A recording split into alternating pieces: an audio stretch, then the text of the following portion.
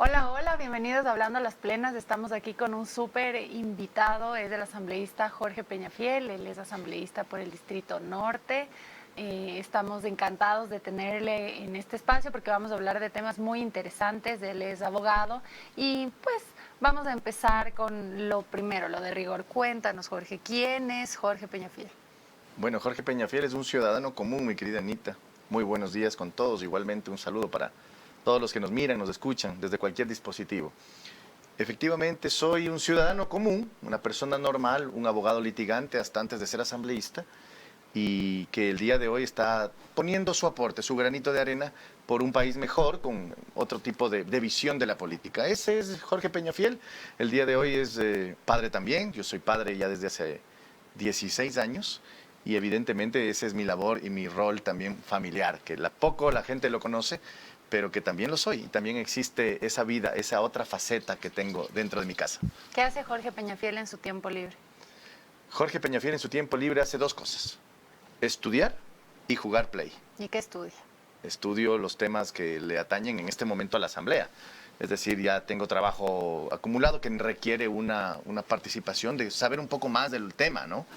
Y pues me meto a estudiar un poco los estudiosos, los abogados, los tratadistas, ex legisladores del país, del extranjero. Me pongo a ver también discursos respecto de los temas para un poco tener contexto y saber qué es lo que está pasando. Y por otro lado, juego PlayStation. En tu tiempo libre eres En mi gamer. tiempo libre soy gamer, así es. Bueno, y de PlayStation, ¿cuál es tu juego favorito? Mi juego favorito, bueno, y realmente actualmente el único que juego es Call of Duty, Warzone, que es un juego de guerra, en donde es online y te metes con tus amigos, juegas y haces... Bueno, es bien divertido. ¿Tienes tu cueva de hombre en tu casa, que es donde tienes tus juegos, o juegas en tu dormitorio? Claro, tengo mi espacio personal en donde estamos, pues, obviamente, todos mis implementos, mis cosas, mis asuntos. Y claro, juego ahí solo, porque normalmente grito bastante, mi querida Anita. Entonces, ahí lo podemos, digamos, sacar tranquilamente. ¿Qué es lo que más le apasiona a Jorge Peñafiel? A mí me apasiona un país distinto. ¿Distinto en qué sentido? ¿Cómo es ahora y cómo quisieras que sea? Hoy día está sumido en la pobreza, en la desesperanza, en la corrupción. Hay muchas instancias del Estado que están, digamos, completamente tomadas por el crimen organizado, por personas y personajes que están vinculadas a estos espacios, ¿no? Que definitivamente son muy nefastos, muy dañinos.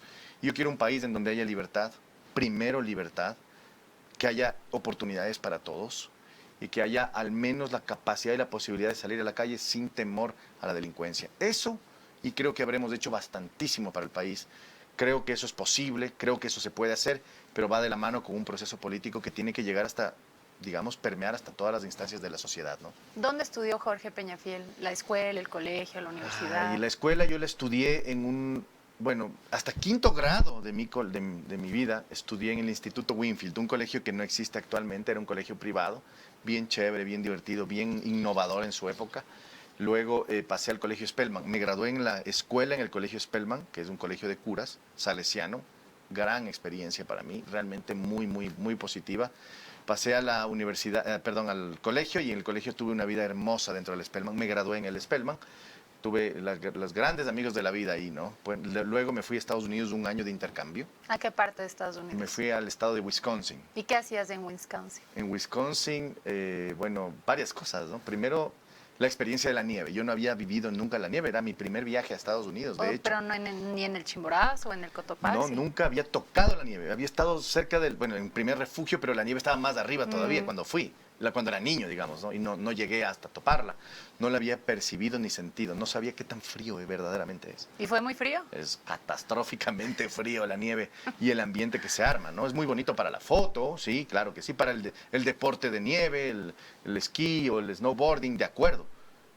Pero el frío es catastrófico.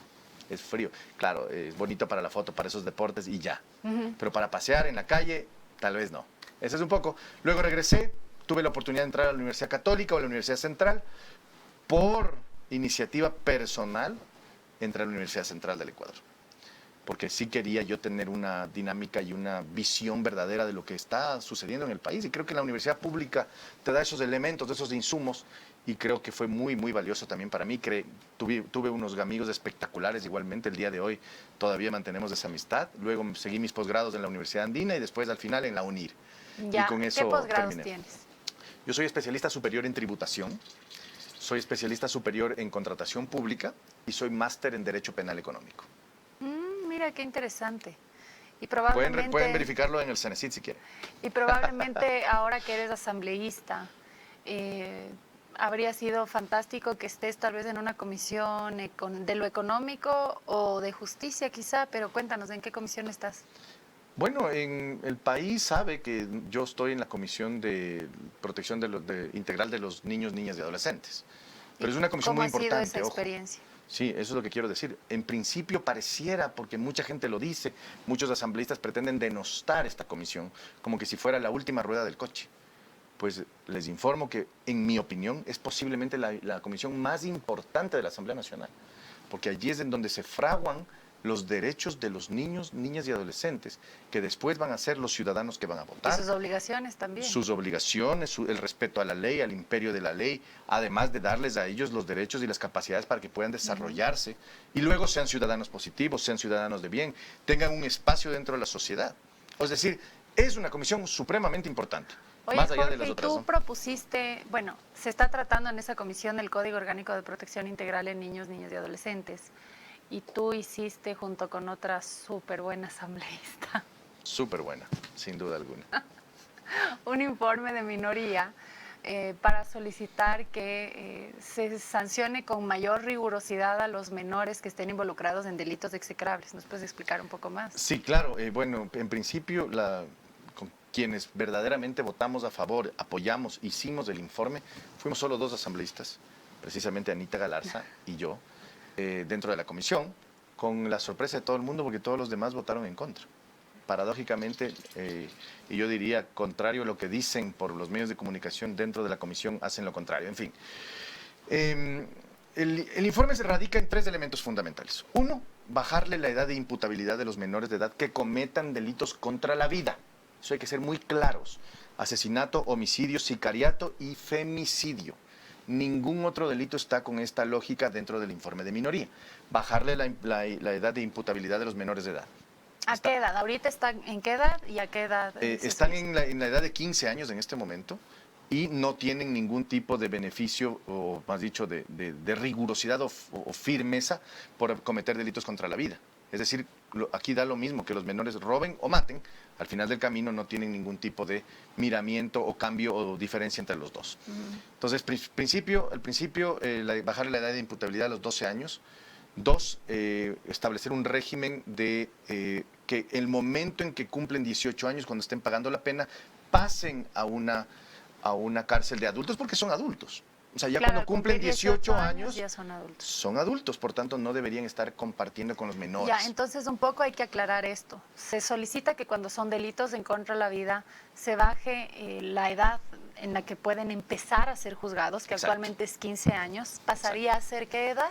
12 años. 12 años. Pero por una razón objetiva, y hay que decirlo también para que la gente nos comprenda. El 60% de las bandas criminales que operan en el Ecuador son menores de edad. No solamente los dirigentes o quienes están arriba de la dirección de las bandas, sino el personal operativo de las bandas son menores de edad. Okay. O sea, si no hacemos algo ante esa realidad, van a seguir operando de manera impune y de manera tranquila. Por eso hemos decidido hacer esto, ¿no? Y el tercer elemento que es importante, que es el hecho de que estamos estableciendo también la posibilidad de ser juzgados más dicho, que en los casos de delitos de extorsión y secuestro no tengan beneficios judiciales.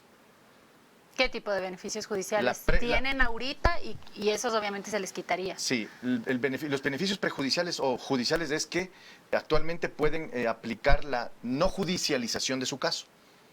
Es decir, si quisieran los menores de edad negociar su sentencia o su sanción sin entrar a la justicia, pueden hacerlo en las actuales condiciones. En delitos de secuestro y extorsión eso sería bárbaro. Claro. Eso debería ser modificado. Estamos proponiendo modificar. Ese es un elemento. Y el otro elemento es que se termine rápido el juicio. O sea, ya iniciado el juicio puede solicitar un delincuente que se le termine rápido el juicio en un acuerdo con el juez sin considerar a la víctima. Eso es lo que está actualmente en la ley y lo que estamos proponiendo que se cambie.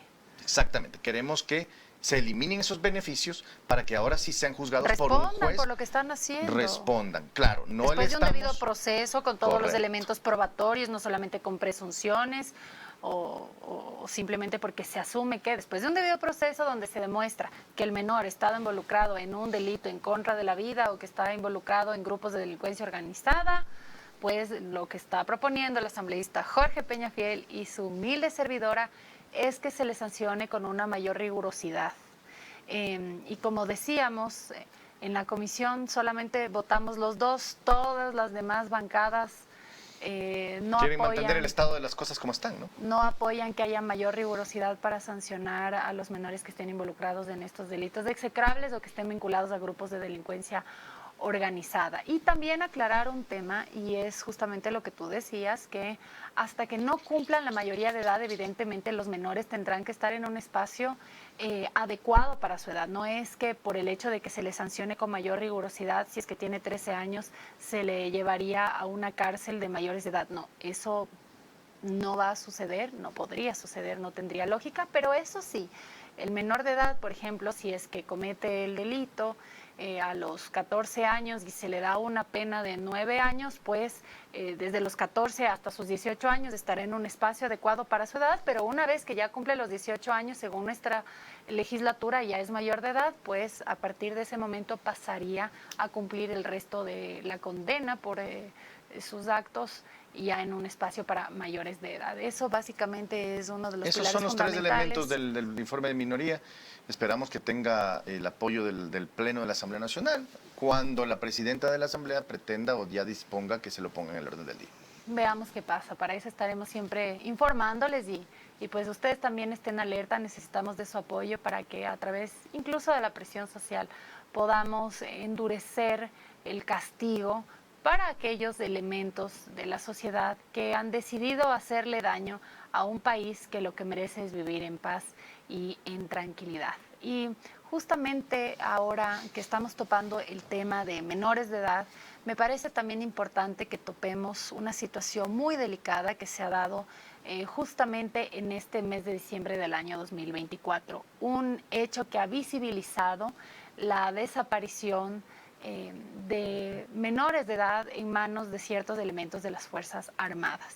Es el caso de 4 menores de edad de las Malvinas que hasta ahora no han sido encontrados por parte de las autoridades y que además de eso, el hecho de que sus padres, la sociedad civil, han hecho ruido para encontrar la respuesta sobre qué es lo que ha sucedido con estos menores de edad que no están en sus hogares. También han empezado a salir a la luz otras familias que han perdido el miedo y han decidido contar que sí, que sus niños o que sus adolescentes fueron llevados en operativos militares y que hasta el día de hoy, algunos 6 meses, otros 1 año, el asunto es que son más de 700 casos de menores de edad que han sido desaparecidos, no han encontrado respuestas. ¿Qué opinas al respecto? Bueno, yo creo que es absolutamente, yo diría, deleznable de parte del gobierno nacional que pretenda confundir las versiones y los temas. Aquí hubo una desaparición, actualmente ya declarada como desaparición forzosa por parte de una jueza, y el ministro de Defensa sale a decir que los militares no tienen involucramiento. Una desaparición forzosa es solamente cuando los militares lo hacen, o la fuerza pública en general. Entonces, está pretendiendo confundir. Y eso es el primer elemento que hay que mencionar. Aquí hay que decir la verdad. Cueste lo que cueste, caiga quien caiga, sea como sea, la verdad. Porque los menores que fueron aprehendidos estaban disponiéndose a jugar fútbol y los llevaron argumentando que eran delincuentes. Si es que hubiera sido esa la versión verdadera o lo que sucedió, un juez tiene que decirlo. No lo puede decir un ministro. Si un ministro lo dice, está dando una versión de los hechos, no está dando, digamos, una sentencia que se establezca dicha particularidad. Entonces, primero, yo diría decepcionado, mucho dolor familiar. Este tema es un tema familiar, un tema personal que es absolutamente doloroso. Creo que hay que darles la solidaridad a las familias. Todavía no sabemos qué será de los chicos, esperemos que los encuentren vivos, están en investigaciones todavía el tema. Yo esperaría que esto tenga un desenlace positivo, pero si no lo es y es un desenlace negativo, habrá que llegar hasta las últimas consecuencias como Estado para darle a esta familia la verdad, antes que indemnización, antes que tiempo, que beneficios, y la verdad es lo más importante. Eso es lo que yo creo en este momento, y después, sí, juzgar a quienes son los responsables, materiales, intelectuales y políticos, que también deben ser sometidos a juicio, porque esto no puede estar pasando en un país civilizado.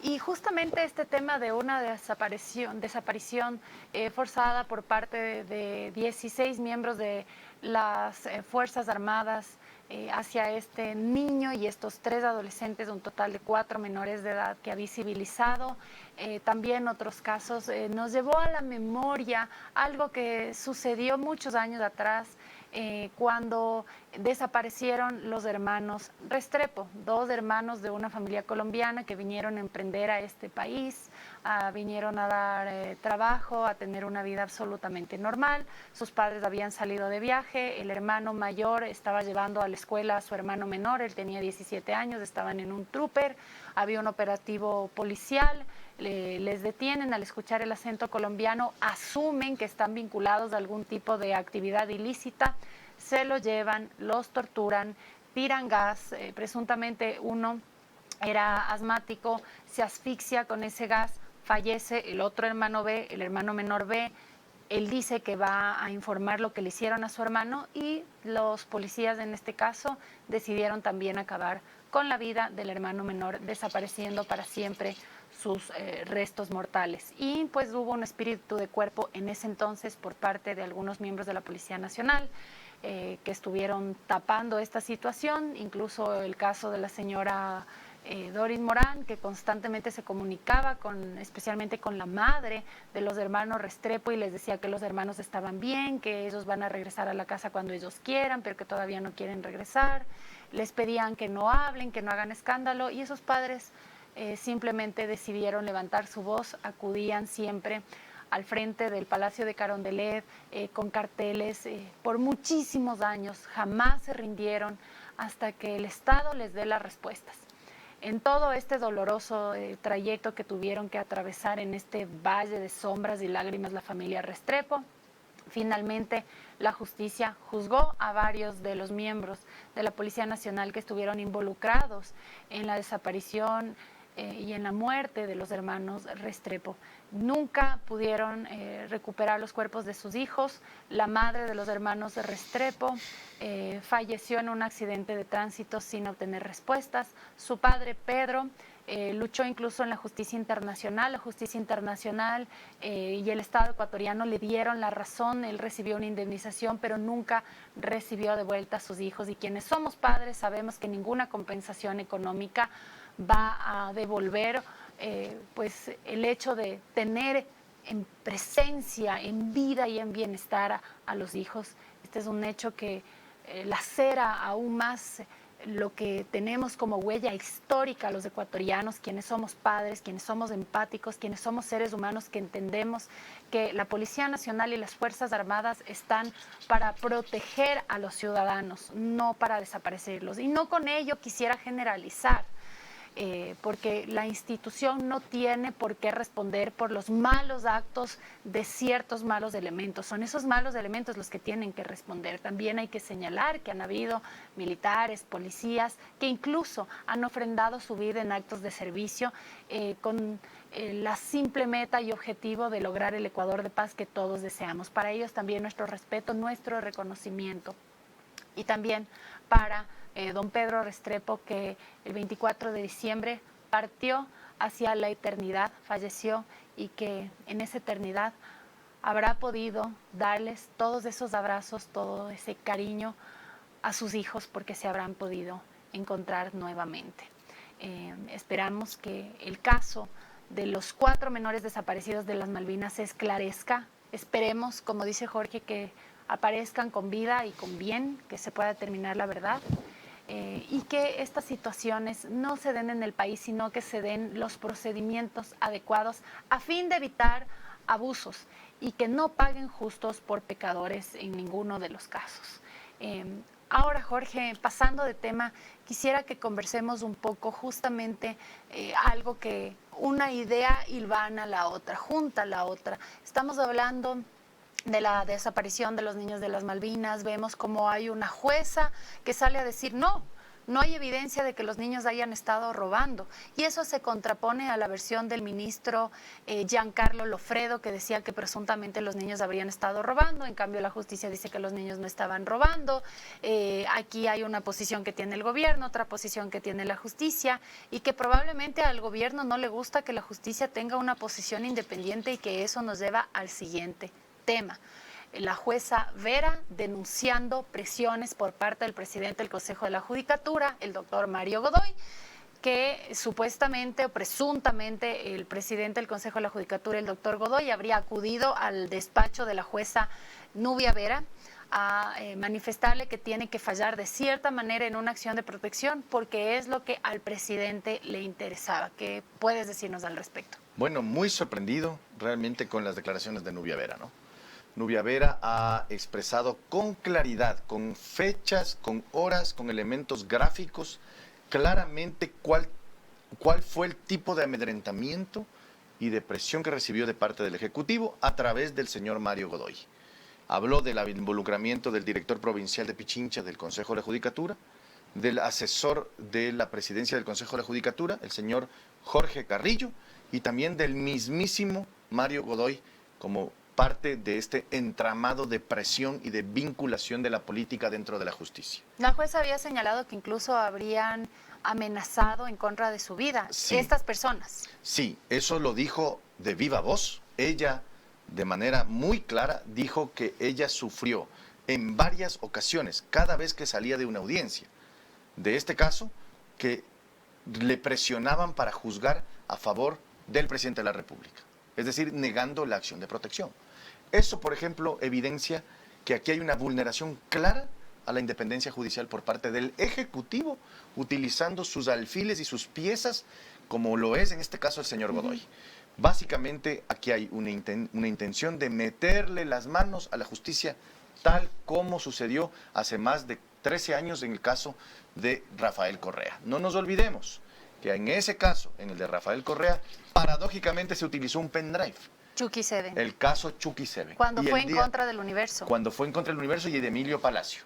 El día de hoy vemos la misma práctica. Modus operandi. Es el mismo escenario. ¿Qué opinas de los sectores que tienen doble rasero? El doble rasero es que el grupo A hace cierta actividad, el grupo B hace la misma actividad del grupo A, y el doble rasero hace que aquí se critique, pero como este es contrario a este, si hace lo mismo que este, a este no se le critique. ¿Qué opinas de eso?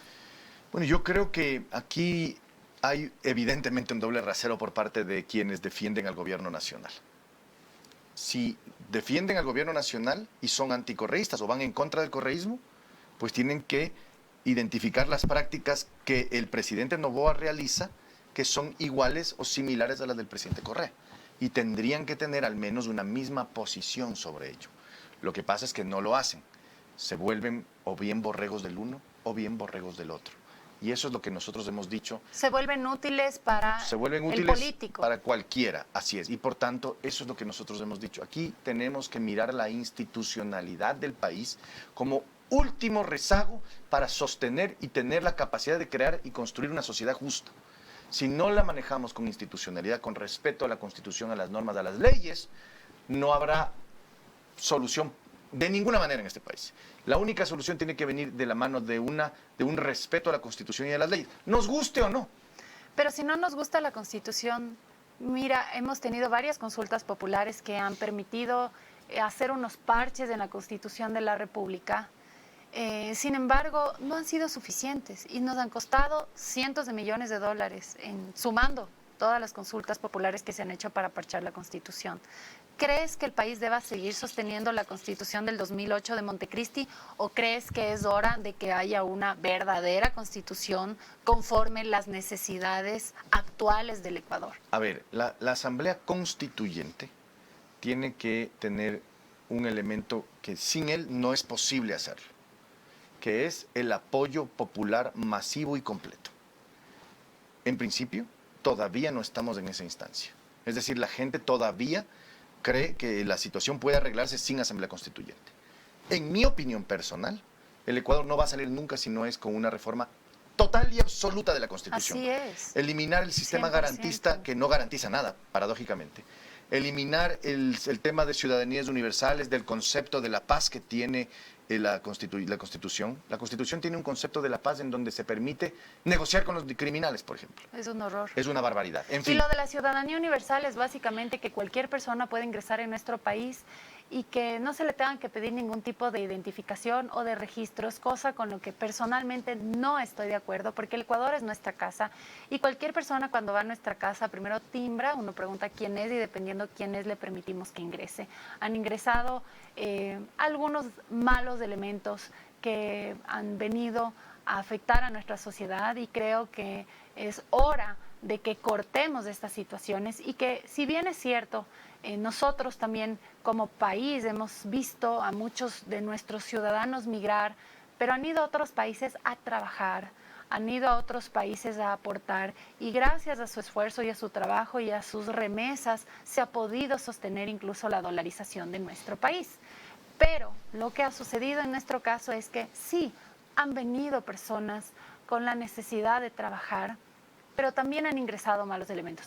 Esos malos elementos son los que no queremos que pongan un pie en el país y que si ya entraron a este país por esa constitución correísta del 2008, incluso yo presenté una reforma a la ley orgánica de movilidad humana para que se haga una revisión no en frontera, sino ya aquí en territorio y que si han cometido delitos en el Ecuador o si tienen antecedentes penales de delitos execrables como asesinato, narcotráfico, secuestro extorsivo, sean devueltos a sus países de orígenes, porque realmente no son elementos que estén aportando en nuestra sociedad. ¿Y por qué digo que tiene que ser hecho el proceso de control aquí en el Ecuador, ya dentro del territorio?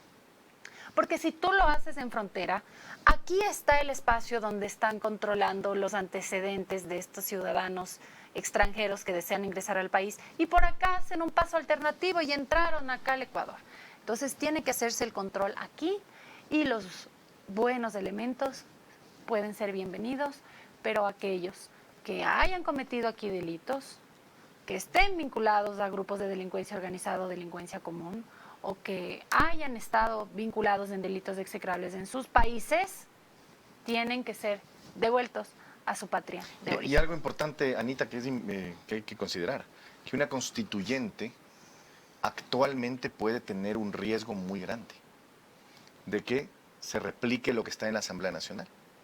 Es decir, entre correístas y novoístas podrían hacer una mayoría avasalladora que vaya de la mano con constituir un Estado autoritario.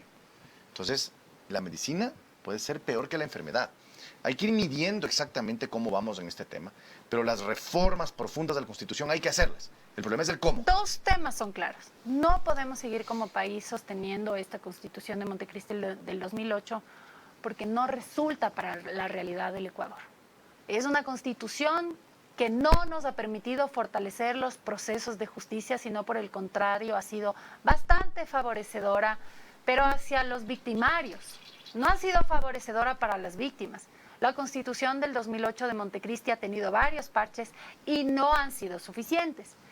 Y para los que conocemos, no se puede hacer una ley contraria a la Constitución. Nosotros podemos proponer muchas leyes fuertes en contra de la delincuencia, pero si se contraponen a la Constitución del 2008 de Montecristi, la misma Corte Constitucional por obligación las va a dar de baja.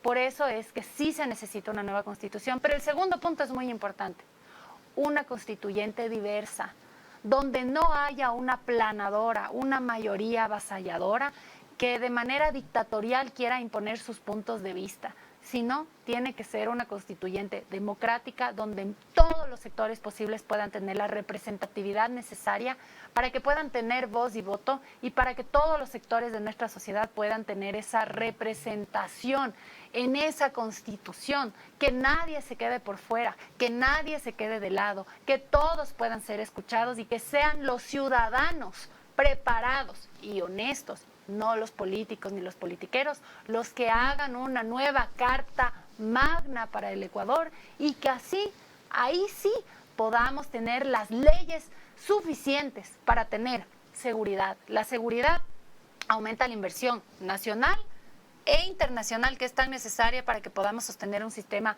dolarizado.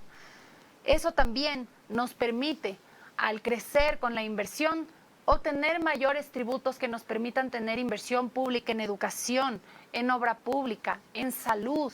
Nos permite depurar al sistema de justicia que está tan corroído, que está podrido, y que vemos un Consejo de la Judicatura con jueces, con fiscales que liberan a pandilleros, a GDOs, y que no pasa nada. Este actual Consejo de la Judicatura le queda debiendo mucho a las expectativas de los ecuatorianos honestos que creemos merecer un sistema de justicia absolutamente depurado.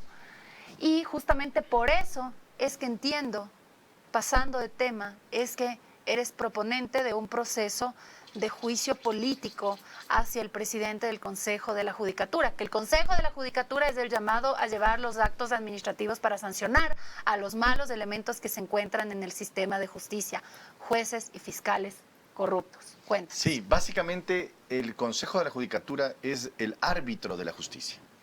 Es el que determina precisamente quién ha cometido, dentro de los jueces, una infracción que merezca una sanción. Y por ende, determinar claramente quiénes son los buenos jueces y quiénes son los malos jueces. Lo que pasa es que cuando la política se mete dentro del proceso, es decir, la contamina, en este caso por parte del Ejecutivo, que han pretendido contaminar a través de Mario Godoy la justicia, vemos precisamente estas agendas, en donde en vez de ser el árbitro justo, terminan siendo un árbitro que pretende inclinar la cancha a uno de los lados. Eso es objeto de responsabilidad política y la vamos a llevar a cabo conjuntamente con el Movimiento Construye en la Asamblea Nacional para precisamente... ¿Cuántos votos necesitas? Bueno, en principio presentar el juicio político son 36 firmas. ¿Tienes las 36 firmas? En este momento estamos cerca de las 25, si no me equivoco, 27, pero hasta mañana eso tendría que resolverse. Y evidentemente luego ya el momento del juicio político en donde toda la asamblea recibe a los interpelados, a los interpelantes, recibe todos los argumentos, pruebas, elementos, toma una decisión en base a 92 votos, que es la mayoría calificada. Y ¿no? justamente yo te pregunto si es que tienes los votos porque, para quien no sepa, Jorge Peñafiel fue el proponente del juicio político a el expresidente del Consejo de la Judicatura, el doctor Wilman Terán, conocido en los procesos judiciales como alias... El Diablo. Alias el Diablo. Él fue el proponente. Sin embargo, ¿cuántos votos hubo en la Asamblea Nacional para sancionarlo por sus acciones? En la Asamblea Nacional tuvimos 82 votos, 83 votos si no me equivoco, y no se lograron los 92. Pero esto tiene una explicación clara. ¿Por qué? Porque el correísmo, que tiene una bancada de 48 asambleístas, lo protegió y utilizó al títere de él en ese momento para golpear a la señora fiscal general del Estado, denostarla, devaluarla y terminarla de afectar en la opinión pública. Por ende, la lógica era que tenga el apoyo de todas las bancadas menos esa, algo que lo sabíamos de antemano, pero no pensé nunca que iban a consumar esos votos. Lamentablemente la impunidad primó y vemos que la misma actuación que en ese momento tuvo el correísmo con Wilman Terán está teniendo ADN en este momento con Mario Godoy. El doble rasero. El doble rasero. Que hablábamos hace unos minutos. Exactamente. Impresionante. Para mí, y te digo con mucho cariño, estimada Anita, el correísmo es igual al novoísmo, solo que el novoísmo es más joven nada más. Los ismos que son justamente esos fanatismos que se hacen en torno de figuras políticas que, con todo respeto, puede estar equivocada, no son más que ídolos de barro, no dejan de ser seres humanos que pueden errar, que incluso pueden tener errores garrafales, y ahí vemos a ciudadanos que muchas veces se ponen del lado del político y no del lado de la ciudadanía. Los ciudadanos siempre tenemos que estar del lado de la ciudadanía. Realmente es el pueblo el que ha salvado al pueblo y es ese pueblo el que tiene que tener esa voz, esa representación en estos espacios democráticos, entre comillas digo democráticos, porque muchas veces se ven situaciones como la del juicio político en contra de Wilman Terán, donde teniendo la oportunidad de sancionarlo por una injerencia negativa en la justicia, no se hizo de esa manera, con el correísmo protegiendo a Wilman Terán. Y ahora probablemente, según lo que nos menciona aquí el asambleísta Jorge Peñafiel, en el caso de depurar al Consejo de la Judicatura por ser un Consejo de la Judicatura que básicamente no ha depurado ni a jueces ni a fiscales corruptos como debería. Por ahí hacen algo para disimular que algo ha sucedido, pero no como corresponde. ¿Es ADN quien presuntamente estaría encubriendo estas No me cabe situaciones? duda, no me cabe duda, Anita, aquí el gobierno nacional a través de su bancada está buscando precisamente tirarle tierrita al tema, ensuciar a la jueza con sus sumarios administrativos, sus procesos judiciales. El momento en que la señora jueza estaba dando su declaración en la Asamblea Nacional, el señor Mario Godoy estaba presentándole un juicio de calumnias. Una querella. Una querella directa contra ella. ¿Por qué? Porque quiere eventualmente presionarla con su libertad y conseguir la impunidad que tanto quiere. Algo que ya en este momento ya escapa de incluso de Nubia Vera. Este tema es un tema de país, de Estado. Tenemos que evitar la metida de manos en la justicia. Y nosotros como legisladores es lo más importante poder llevar a cabo estos procesos para determinar la responsabilidad del señor Godoy, de sus involucrados y acólitos, y además decirle la verdad al país. Bueno, ese es el objetivo. quienes Esperamos tener los somos votos eventualmente. Abogados, sabemos que el fallo de la doctora Nubia Vera está enmarcado en derecho. No tengo la posibilidad de conocerle personalmente a la jueza. Y no solo a la jueza, Anita, es... allí hay un tema importante que creo que es importante aclarar. Esto no es para apoyarle a la señora jueza porque de manera personal la quiero o es no, no es un tema de apoyarle personalmente a la señora vicepresidenta Abad. No, esto es un tema de institucionalidad del país. Esto va más allá de las personas. De respeto a la norma, el debido proceso y de la independencia de las instituciones de entre sí. Exactamente, por tanto no es un tema de personal. Funciones que es absolutamente necesario para que hablemos de una verdadera democracia y que no exista autoritarismo, que ningún poder de turno se tomen las otras funciones del Estado. Lastimosamente sí hemos visto cómo la justicia a rey muerto, rey puesto y se ponen a rendirle cuentas al poder de turno. Eso no puede seguir sucediendo. ¿Para qué está el Consejo de la Judicatura? Para depurar a la justicia, no para amenazar a jueces que estén fallando en derecho. Como decía Jorge, esto no se trata de defender porque nos cae bien o porque nos cae mal, sino porque es una jueza que ha hecho respetar lo que dice la ley y que le han amenazado de muerte y que posteriormente le querellan por hacer respetar lo que dice la ley. Eso puede sentar pésimos precedentes, no es lo que se merece el país. Para que nosotros hablemos de un mejor Ecuador, tenemos que hablar de un verdadero sistema de justicia, y el verdadero sistema de justicia no admite culpables libres ni inocentes perseguidos, así ese inocente sea de nuestro agrado o desagrado. Esto no se trata de la persona, se tratan de los hechos y se trata de la ley, porque no se persigue personas, se persiguen hechos, se investigan delitos y se hace respetar lo que se encuentra escrito, no con interpretaciones antojadizas o taxativas. No podemos vivir lo que se vivió en la época del Correato, donde el Consejo de la Judicatura de Gustavo Yalc presionaba a jueces para que fallen en contra de ciudadanos, como Fernando Villavicencio, como Emilio Palacios, medios de comunicación como El Universo, que lo que publicaban era la realidad incómoda hacia el gobierno de ese momento, varios periodistas perseguidos los chicos del querellados. Los del Central Técnico, etcétera, etcétera. Tantos casos. Es una lista muy larga que en ese momento no nos gustó. Y que no puede ser que ahora, como el de turno es el que les cae bien, ahí sí les parece. No, estuvo mal antes y está mal hoy. Y si se sigue dando en un futuro, estará mal en un futuro. Los ciudadanos honestos tenemos que luchar por tener un sistema de justicia depurado que responda ante los sagrados intereses de los ciudadanos de bien que merecemos. Un Ecuador seguro, estable, con seguridad jurídica. ¿Cómo creen que se ve la imagen del Ecuador en la comunidad internacional al ver que desaparecen personas, al ver que hay un gobierno presionando en la justicia? No nos dejen un buen predicamento, y nosotros como ciudadanos tenemos que empujar y presionar para que cada vez más las instituciones puedan limpiarse de estos malos elementos, y que sí, las noticias del Ecuador en un futuro, espero no muy lejano, sean pues las embajadoras de un Ecuador hermoso, turístico, de oportunidades, de gente amable, seguro. Eso sí queremos para nuestro país. Así es, mi querida Anita, ese es básicamente el objetivo. Las instituciones por encima de las personas, los intereses nacionales por encima de los individuales, y la Constitución por sobre cualquier instancia administrativa que es de menor nivel. Nada más. Y que podamos tener una mejor Constitución, porque claramente los parches no han ido funcionando.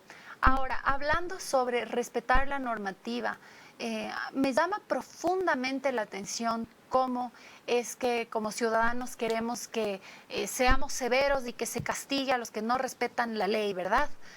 Pero la ley también dice que hay, por ejemplo, ciertos límites de velocidad. Que en esta zona andas a esta velocidad, en esta zona andas a esta velocidad, y esa velocidad ha sido puesta en la ley de una forma técnica para evitar que las personas que estén en el vehículo sufran un grave daño, y lo mismo las personas que se encuentran en la calle, en la vereda, cruzando la calle, ¿no? Por un lado queremos que se cumplan las leyes, que seamos duros, pero por otro lado, pese a que las leyes dicen no andes a tal velocidad, a veces no respetamos esos límites de velocidad y no queremos que nos multen. ¿Qué opinas de eso? Mira, justamente, qué curioso, querida Anita, yo presenté una reforma al artículo 64 de la Ley de Tránsito, precisamente para modificar la lógica con la cual se aplica el exceso de velocidad como causal para sanción en tránsito para las personas que están cometiendo.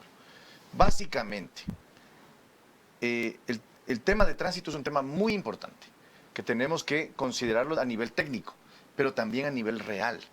¿Qué es lo que yo he dicho? No puede ser que de 50 kilómetros sea la lógica y se pasa 51 y ya tiene que tener sanción.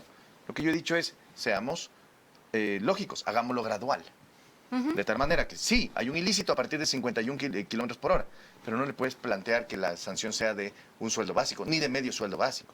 Tendría que ser una sanción pequeña, porque es un exceso. Es un pequeño. kilómetro. Es un exceso pequeño. O sea, si el límite es 50 y se pasa 51. O 55, era la propuesta 55 o kilómetros. 55.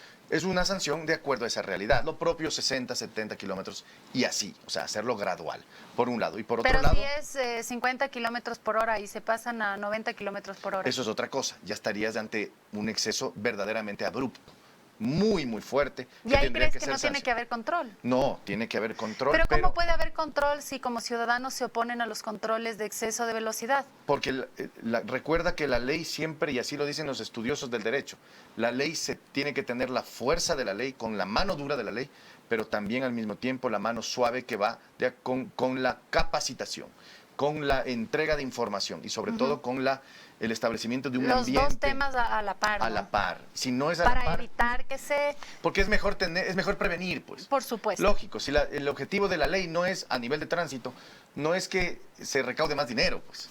El objetivo de la ley es que haya menos accidentes. Sí, por supuesto. Por tanto, hay que darle ¿sabes esos qué dos pasa? elementos. ¿Por qué ponen una multa? Y muchas veces en este sillón se ha escuchado esta frase, que el órgano más sensible del cuerpo humano es del bolsillo. Es del bolsillo. Porque si te ponen Sí. una amonestación, vea, esta es una zona de 50 kilómetros, se ha pasado a 100 kilómetros Sí, pero y te unas digo algo. palmaditas en el hombro, ¿crees que va a bajar la velocidad? No. Ahí te digo, hay dos elementos. Uno, si la sanción es coherente con la realidad económica de la gente, si va de acuerdo a una lógica real, que es lo que yo digo. Gradual. Gradual, pero real, porque la gente, si se va a 5 kilómetros, no puede ser sancionada como si se fuera en exceso de 50 Por o 60 eso kilómetros. se plantea que sea gradual. Por eso se plantea gradual, uno. Pero a lo que voy es que si es que le planteas una sanción muy alta, alejada de la realidad de los hechos y de la realidad económica del país, lo que va a pasar es que no le van a parar bola. Es decir, no van a pagar la sanción, por ende les va a importar nada tener la sanción. ¿Conseguiste el objetivo de la ley? No. El objetivo de la ley tiene que ir con un control correcto, pero control apegado a la norma Entonces, y apegado a la realidad. sí debe y además haber la mano controles. amiga de la capacitación y la entrega de los elementos. Sí debe haber controles. Claro. Tiene que haber, pues obviamente, esta educación vial importantísima. Las multas de existir Ser tienen que coherentes. ser progresivas. Exacto. Y aparte, condolerse de la realidad económica nacional, donde la gran mayoría subsiste quizá con un salario básico unificado. 4 temas muy importantes. Para mí esos son los elementos claves respecto del tema de tránsito. ¿Y qué es preferible? ¿Tener dispositivos electrónicos sistemáticos que controlen los temas de velocidad o que paguemos como ciudadanos agentes? ¿Qué es más efectivo A ver, y eficaz? hay varias cosas. Yo creo que la tecnología en este momento ya podría ser útil para estos efectos. Yo creo que el tema de radares ha sido bastante objetado a nivel nacional. Eso habrá que ver cómo de verdad termina de solucionarse. Pero yo creo que la tecnología puede funcionar mucho en este tema. Los sistemas GPS que pueden tener los vehículos, los propios celulares de los ciudadanos pueden funcionar quienes tienen acceso al GPS de manera gratuita. Hay servicios en ese sentido que pueden perfectamente ser utilizados y determinar la velocidad de la gente, de los vehículos. Además de eso, un control al transporte público, entre los que están también la carga de pesada. Con esos elementos de control vamos a tener una educación vial más proactiva, además que más coherente con la realidad y sobre todo para eliminar o rebajar al nivel máximo la siniestralidad de nuestras vías. Por supuesto, El objetivo que ese es es el el verdadero ciudadano. espíritu, ¿no? Cuidar Sí. de la vida de quienes están en el vehículo y de las personas que están en el entorno. No sé si se me escapa algún tema más, quizá algo que quisieras decirles a los amigos que nos están acompañando. Bueno, yo sí quisiera decir algo, para mí es importante que Jorge se encuentre en este espacio porque hemos topado varios temas y aún así hay muchas propuestas que Jorge las ha presentado como legislador en este proceso de muerte cruzada que ha sido un corto tiempo, pero que él es uno de los asambleístas más eficientes y eficaces en temas de legislación. Algunos temas ya han sido aprobados y hay otros temas que todavía no han sido cristalizados porque no han llegado a segundo debate al Pleno de la Asamblea Nacional y que sería muy importante que si te sientes identificado con el trabajo, con las ideas de Jorge Peñafiel, recuerdes que va o es candidato nuevamente, está en el número 25, que es la de Fernando Villavicencio, para el Distrito Norte nuevamente, ¿verdad? Así es, mi querida Anita, justamente estamos, el Movimiento Construya resuelto en asamblea, darme la oportunidad de poderlos representar nuevamente a ellos, a los quiteños, a los pichinchanos y a los ecuatorianos en general. Para mí es un gusto, un placer poder presentarme ante una elección para volver a pedir el voto. Obviamente todavía no lo puedo hacer por condiciones de la ley que impide la precampaña, pero sí, estamos allí, estamos dispuestos con el legado de Fernando Villavicencio, con la lógica de que vamos a trabajar por un país mejor, para esa juventud, para esos niños y para todos y cada uno de los ecuatorianos que buscamos y queremos un país mejor. Excelente. Bueno, amigos, hay muchos temas más que podemos seguir conversando. Si tienes algún tema del que se quiera tratar en este espacio de Hablando las Plenas, te invito a que lo pongas en el espacio de comentarios. No te olvides de compartir, de comentar, de suscribirte y también que recuerdes que cada domingo estamos presentando a nuestros invitados que están informándote de temas que a ti también te pueden y te deben interesar. Esto ha sido todo por hoy. Les mando besos y abrazos y nos vemos en una próxima ocasión.